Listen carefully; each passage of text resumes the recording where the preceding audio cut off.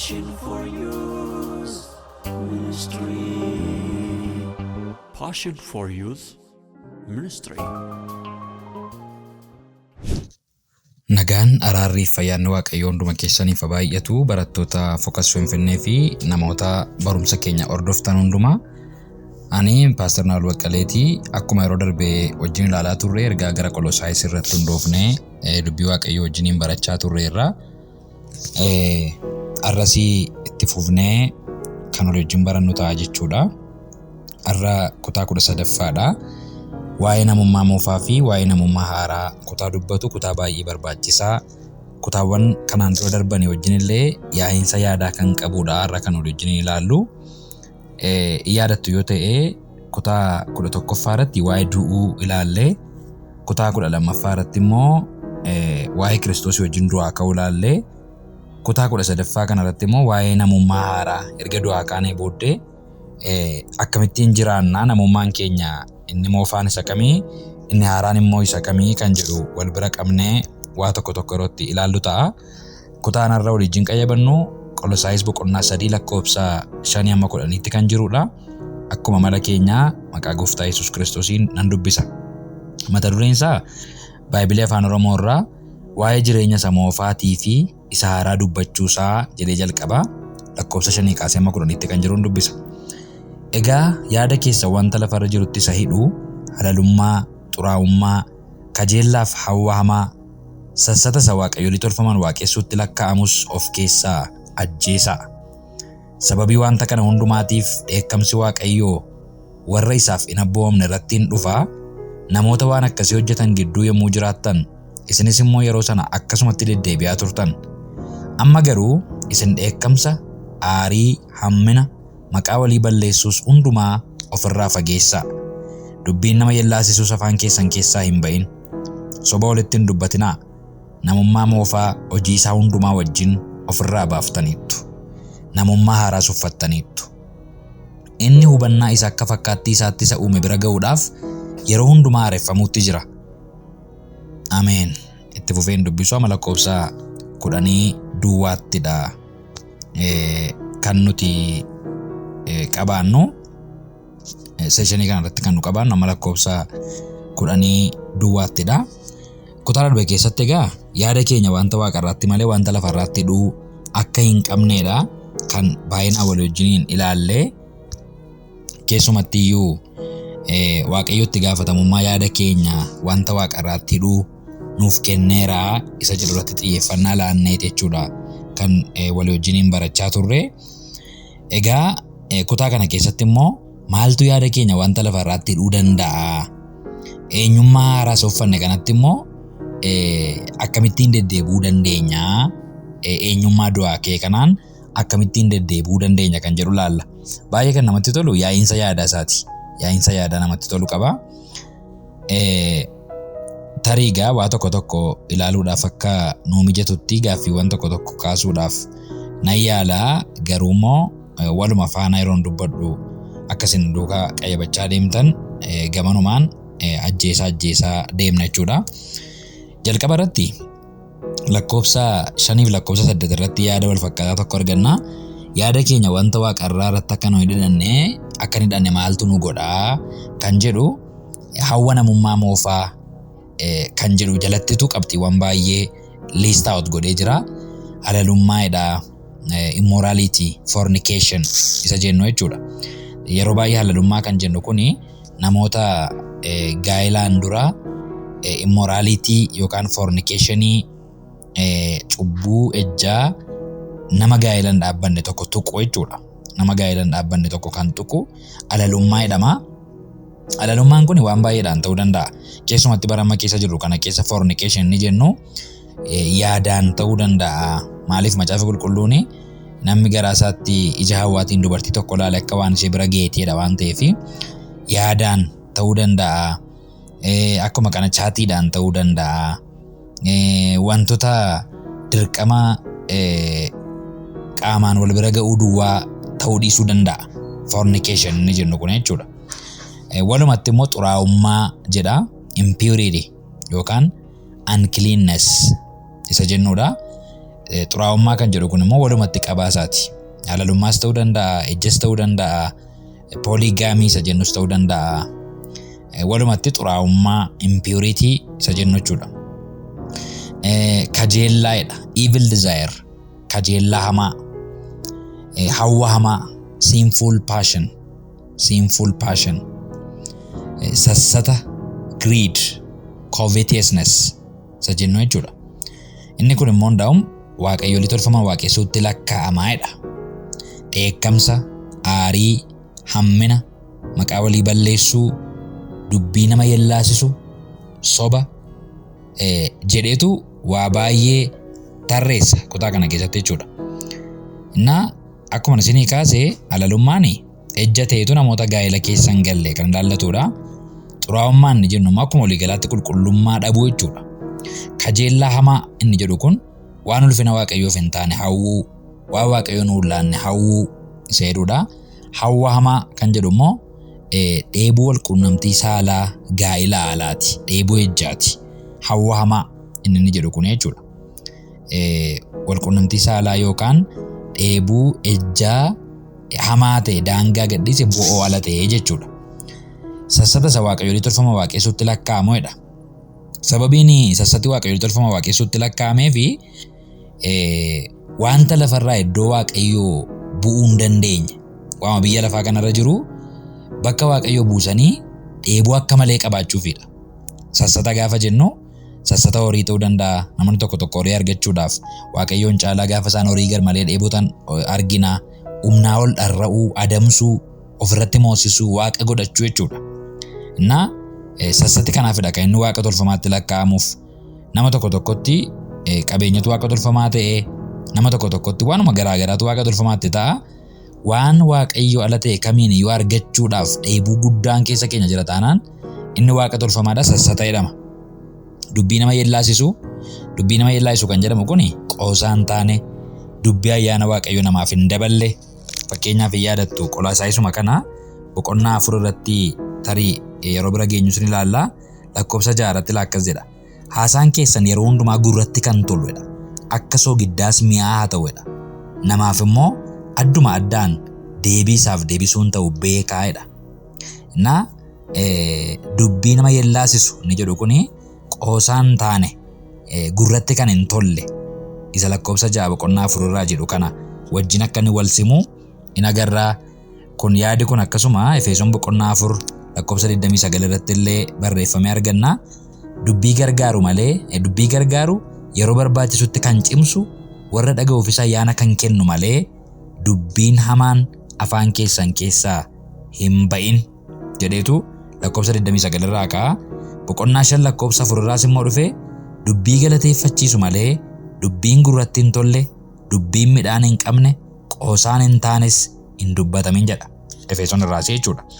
Walumaa galatti egaa wantoonni kun eenyummaa moofaa keessaa warra burqan, eenyummaa moofaa keessaa warra maddan akka isaan ta'anidha. Innaa amma gara Qolaasaayis boqonnaa 3tti gaafa deebinu, Qolaasaayis boqonnaa 3 lakkoofsa 5 irratti gaafa deebinu maal jedha? Yaada keessan wanta lafarra jiru irratti isa hidhu jedheetu tarreessa jechuudha. Amma yaada keessan wanta waaqarraatti hidhaa jennee kutaa darbe keessatti baranneerra. Kutaa kana keessatti immoo waan lafarraatti yaada keenya maaltu hidhuu danda'a isa jedhu gaafa ilaallu halalummaadha, xuraa'ummaadha, kajeellaadha, hawwa hamaadha, sassata, dheekkamsa, aariidha, hammina, maqaa walii balleessuudha, dubbii nama yellaasisu dubbachuudha, sobaa. Lakkoofsa 5 fi lakkoofsa 8 irraa zirzirii warra kanaa argina jechuudha. Amma gaa lakkoofsa 5ffaa kanarraati maal godhaa jara kana maal godhaa nuun jedhaa jennee gaafa qayyabannu jecha baay'ee namatti tolu tokkoo fi jecha baay'ee xiyyeeffannaa guddaatti kennuu qabnu tokkoon isinitti agarsiisa. Of keessaa ajjeesaa yaada jedhutu argina lakkoofsa 5 irraa. Of keessaa ajjeesaa. Yaada kana hubachuudhaaf waan gurguddaa 2 baay'ee akkasiin xiyyeeffattan nan barbaada. Tokko kiristiyaanawwan namummaa moofaa sima takka of keessaa ajjeesee tochii booddee bilisa ba'ee jiraata moo yoom of keessaa ajjeesa? du'eennuma hawwi namummaa moofaa kun nama keessaa du'eennuma yeroo akkamiitu immoo nu keessaa ka'uu danda'a furmaati isaa immoo maali isa jedhu hubachuun barbaachisaadha. Inni lammataa immoo kutaa kana keessatti waan nu baruu qabnu hawwa namummaa moofaa kana isa yaada keenya wanta lafaraatti hidhu kana ga'een ajjeesuu kana eenyuutii kan jedhudha. Kutaa kana keessatti baay'ee xiyyeeffannaa guddaatti laachuu kan qabnu jechuudha.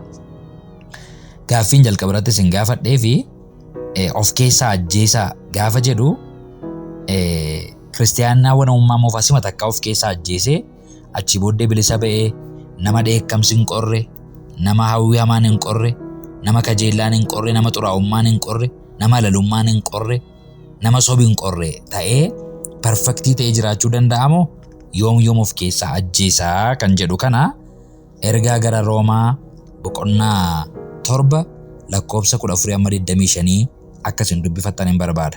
Waan ergamaan Phaawulos ofii isaatiin jedhu jechuudha. Lakkoofsa 14 kaasee hanga 25tti akkas jedha. Seerichi seera hafuuraa akka ta'e nu hin beekna. Ani garuu nama foon isa cubbuu jalatti gurguramedha. Ibsaadhumaan deema yeroo kootti fayyadamuuf jecha. Innaa seerri Waaqayyo kenne seera hafuuraati. Rakkinni isaa anatu nama fooniiti jedha Phaawulos jechuudha. Seera sana fulfiil gochuu akka hin dandeenye kan na godhu eenyummaa hafuuraan hin qabu anatu kan jedhu kaasa. Waanan dhimma baasu hubadhu ani waanan jibbuun hojjedha malee waanan jaalladhu hojjedhu. Waanan hin jaallanne nan hojjedha erga ta'e immoo seerri gaarii ta'uu isaatti walii galuu kooti. Kana jechuun seerri nama jallaadhaaf tumame waan ta'eef seerichi narratti hojjeta gaafan waanan hin jaallanne hojjedhu mochuu isaati. Waanan hin jaallanne kanas cubbuu sana keessa jirutu na hojjechiisa malee anatu hojjeta miti. Phaawulos maal jechaa jira? Ana keessa cubbuutu jiraataa jechaa jira. Iddoo biraatti ana keessa gooftaa jiraataa jedhe. Asitti immoo cubbuu sana keessa jirutu na hojjechiisaa jedhe. Na keessa cubbuu jira jechaa jira ammoo. Waan gaariin tokkollee ana keessa yookiis namummaa gosa foonii keessa akka hin jirre ani beeka. Ani waan gaarii gochuutuman jaalladhu hojjechuu hin danda'u.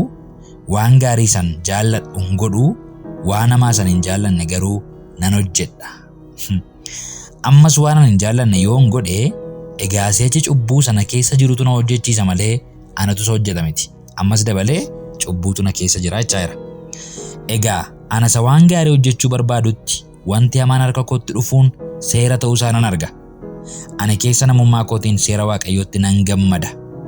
Seerri kan biraa immoo bu'aa dhagna kootii keessaa seera isa yaadni garaa kootii fudhatee wajjin utuu wal loluu nan arga. Lola kanaanis seera cubbuu isa bu'aa dhagna kootii keessatti hojjechaa jiru jalatti na boojisiisa. Ammas yeroo sadaffaaf irra deebi'ee bu'aa dhagna kootii keessatti seera cubbuutu hojjetaa jechaa jira. Lakkoofsa 24 irratti ana nama gadadamaa foon isa gara du'aatti na geessu kana harkaa eenyutu na baasaa jedhee mallattoo gaaffii kaa'eetu karaa gooftaa Yesuus Kiristoosiin garuu ba'uun akka danda'amu immoo lakkoofsa 25 irratti dubbataa jechuudha. Amma walumaa galatti kutaa kanarraa maal hubannaa? Hawwa namummaa foonii takkaatti of keessaa ajjeefnee bakka kana booddee ani bilisa ba'eeraa raawwatameera jennee jiraachuu akka nuun hin dandeenye kana hubachuu qabna. Inni guddaan jalqaba irratti jechuudha. Galaatiyaa boqonnaa 5 lakkoofsa 16-17 irrattis akkas jedha sagalee Waaqayyoo. Galaatiyaa boqonnaa 5-16-17 irratti ani garuu hafuuraan geggeeffamaa jiraadhaa malee fedha fooniin raawwatinaa nan jedha. Fedhi foonii hafuuraan hin morma. Hafuurris fooniin hin morma. Isin waanuma jaallattan akka hin gooneef isaan kun lamaan waliin hin mormu. Lakkoofsa 16-17 irraa jechuudha. Kanaaf amma 25tti dubbisuu dandeenya baay'ee akkas jedha. Hafuurichaan yoo geggeeffamtan garuu isin seericha jalan jirtan hojiin foonii mul'ataadha. Isaanis halalummaa, xuraa'ummaa, jireenya gadhiisii, waaqayyoolii tolfaman waaqessuu, qoricha namatti gochuu, diinummaa, qoccolloo, hinaaffaa, dheekkamsa, ofittummaa, yaadaan gargar ba'uu, barsiisaan gargar cabuu, weennoo, machii, albaadhummaa, wanta kana fakkaatus. Akkuma kanaan dura isinitti himee ture, warri wanta akkasii hojjetan mootummaa Waaqayyootti galuu akka hin dandeenye ammas isinitti nan hima. Iji hojii hafuuraa immoo jaalala, gammachuu, nagaa, obsa, gaarummaa, arjummaa, amanamummaa, garraamummaadha. Of dhowwuudhas egaa seerri isaan kanaan mormu hin jiru. Warri kan Kiristoos Yesuus ta'an immoo yaada foonii, hawwasaa, fedhasaas fannisaniiru. Lakkoofsa 24 irraa. Nuyi jireenya hafuuraatti yoo jiraanne hafuura kana duukaa bu'uu keenyaadha. Yoo maal goone? Yoo jireenya hafuuraatti jiraanne. Jireenya hafuuraatti jiraannennaan hafuura kana duukaa bu'uu keenya. If we live in the spirit. Ammas hafuuraan jiraachuudha. If we live in the spirit, let us also walk in the spirit. Hafuuratti jiraanna taanaan hafuuraan deddeebina jechuudha. Malee fooniin hin deddeebinu. Lakkoofsa 25. If we live in the spirit, let us also walk in the spirit. Na hafuuratti jiraannaan hafuuratti deddeebina. Kana jechuun fedha namummaa foonii raawwannu jechuudha. Fedha maalii raawwanna malee? Ija hojii hafuuraa yookaan fedha hafuuraa isa tarreeffame kana raawwanna malee. Kanaaf dhugaan macaafa qulqulluun keenya nutti himu inni yeroo hundumaa eenyummaa lamatu keessa keenyaan wal morma. Eenyummaa namummaa isa moofaa fi eenyummaa namummaa isa haaraa.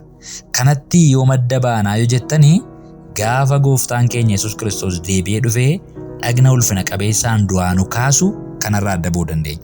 Amma biyya lafaarra jirrutti eenyummaa moofaaf eenyummaa haaraan keessa keenyatti wal lolaa itti fufnaa jechuudha. Kanaaf egaa maal gochuu qabna reennaan? Ajjeesuu qabna guyyaa guyyaatti. Yoom guyyaa guyyaatti ajjeesuu qabna.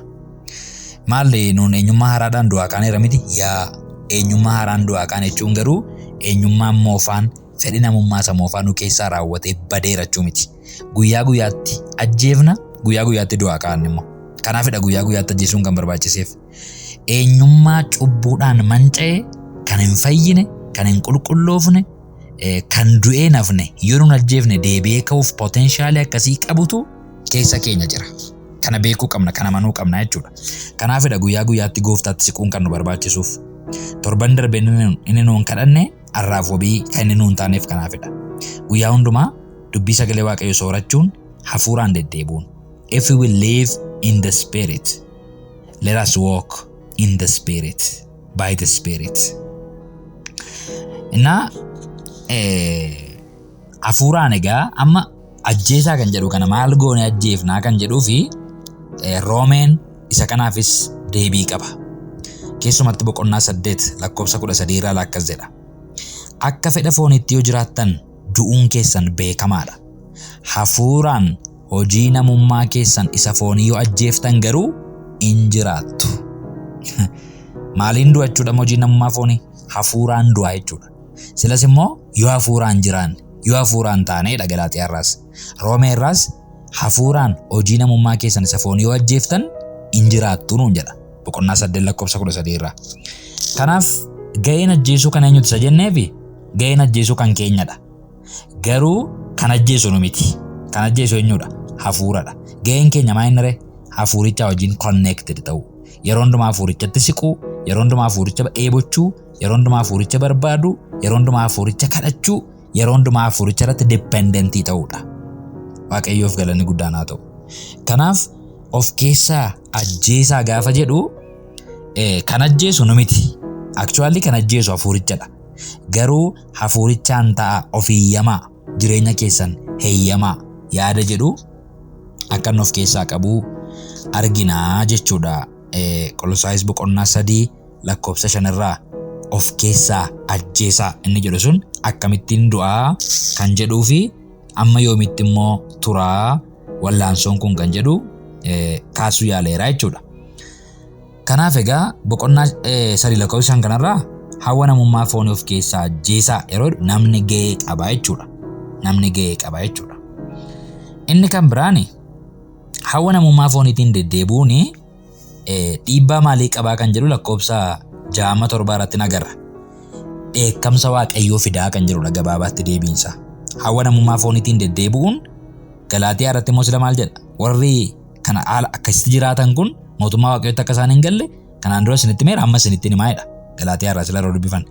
Asirraa immoo dheekkamsa Waaqayyoo fida. Dheekkamsi Waaqayyoo warra isaaf hin abboomne irratti boba'ee ture amma iyyuu hin dhufa gara fuulduraatti iyyuu warra maal godhaniif warra hawwa namummaa fooniitiin deddeebi'aniif kan jedhu lakkoofsa 6 lakkoofsa 7 irraa xiyyeeffannoo guddaadhaan kan inni dubbatu isa kanadha. Qubna garri guddaan nuun lakkoofsa 8 amma 10 irratti argannu maal inni amma burqaan cubbuu maalidha kan jedhudha. Burqaan cubbuu maalidha? Burqaan qulqullummaas maalidha kan jedhuu fi Qolaasiyas boqonnaan 3 lakkoofsi 8 amma 10 deebii bareedaa, deebii quubsaa fi xiyyeeffannoo addaa itti goonee qayyabachuu kan qabnu lafa nuu ka'a.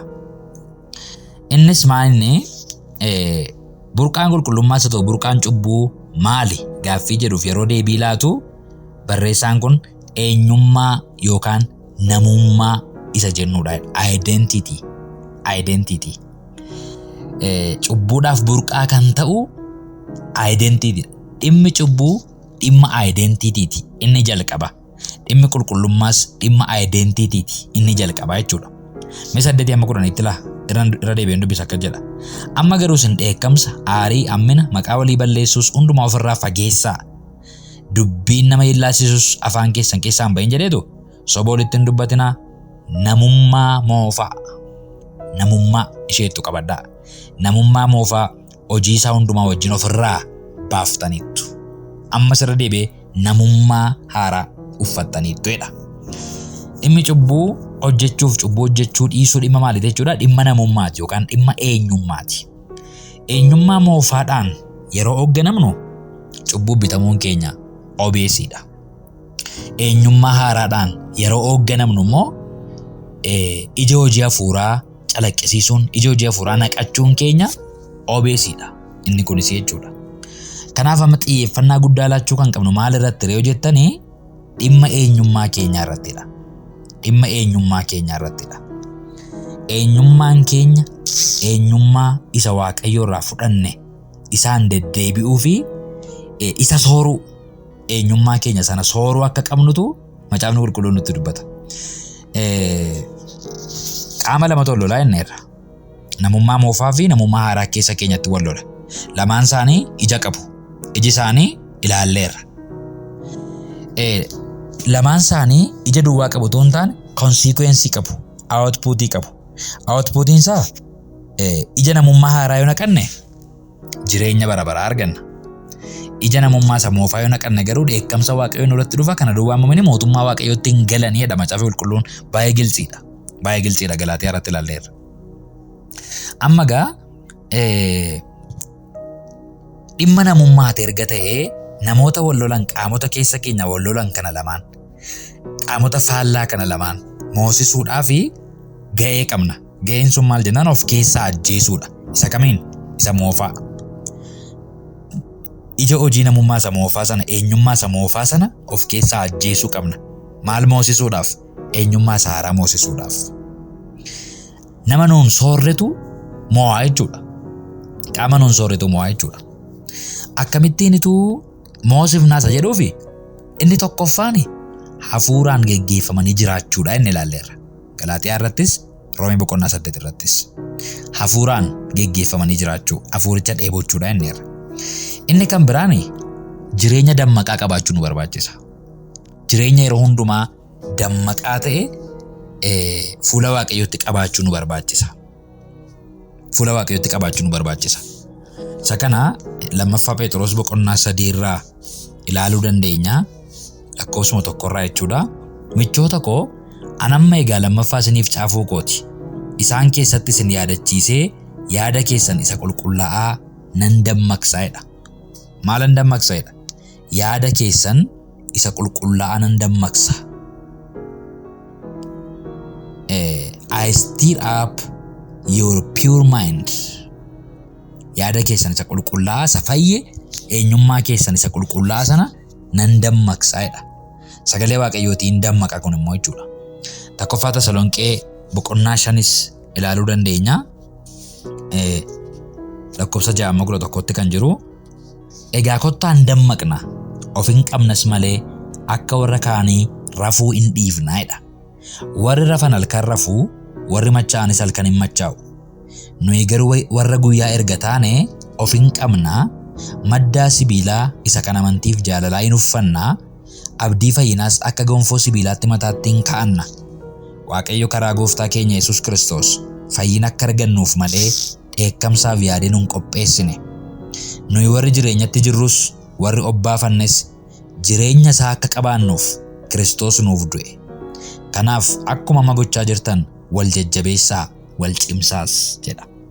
Kun fellowship keessaa kan argamudha. Fellowship keessaa kan argamudha. Kanaaf maal gochuu qabna? Jireenya dammaqaa qabaachuu qabna. Kadhatatti kan dammaqe, sagalee Waaqayyoo dubbifachuuf kan dammaqe, fellowship qulqullootaa keessa eebba jiru hirmaachuudhaaf kan dammaqe, jireenya dammaqaa akkasii gaafa qabaannu namummaan keenya inni haaraan activated ta'a jechuudha. Dubbii Waaqayyoo walitti fufiinsaan soorachuu nu barbaachisa jechuudha. Waaqayyoof galanni guddaan haa ta'u. Kanaaf walumaa galagaa eenyummaan namummaa keenyaa inni haaraan akka inni dammaqu gochuu qabna. Dhimma eenyummaadha. Dhimmi qulqullummaa, dhimmi cubbuus dhimma eenyummaadha. Eenyummaa moofamoo eenyummaa haaraa keessa kootii moo'ee jiraa seeduudha. Kanaaf Qolosaayisuma kana gaa lakkoofsa 10ffaa irratti immoo baay'ee ammas jecha gaarii tokko arganna. Namummaa haaraa uffattanii tureetu inni hubannaa isa akka fakkaattii isaatti isa uume bira ga'uudhaaf yeroo hundumaa haareffamuutti jiraadha. Namummaa haaraan kun immoo namummaa maal ta'uudha? Namummaa yeroo hundumaa haareffamuudha. Waaqayyoof galanni guddaan haa ta'u. Yoom yeroo hundumaa kan jedhu argitu. Yeroo hundumaa haareffamuutti jira. Namummaan moofaan kun gara fakkaattii Waaqayyootti. In knowledge after the image of him that created him. Beekumsa isa uumeetti, bifa isa uumeettitu guyyaa guyyaatti haareffama. Being renewed. Haareffamaa deemu. Kanaaf egaa guyyaa guyyaatti namummaan keenya inni keessaa kun kan inni haareffamu waan amma jechaa jiru kana yoo goonedha jechuudha. Fellowship qulqullootaa keessaa yoo qabaanne, yoo dammaqne, hafuuraan yoo geggeeffamne. Warri kun sadan namummaa keenya isa keessaa kana guyyaa guyyaatti fakkaattii isa uumeetti yookaan fakkaattii Kiristoositti haaressaa deemuudhaaf baay'ee murteessaadha jechuudha. Walumaa galatti Qolosaayis boqonnaa 3 lakkoofsa 5 hanga 10 irraa kana barannaa. Yeroo itti aanu kutaa 14ffaadhaan walitti deebina. Gooftaan bara keessan haa eebbisu. Yeroo qayyabannaa gaarii isiniif haa ta'u. Passion for Youth Ministry. Passion for Youth Ministry.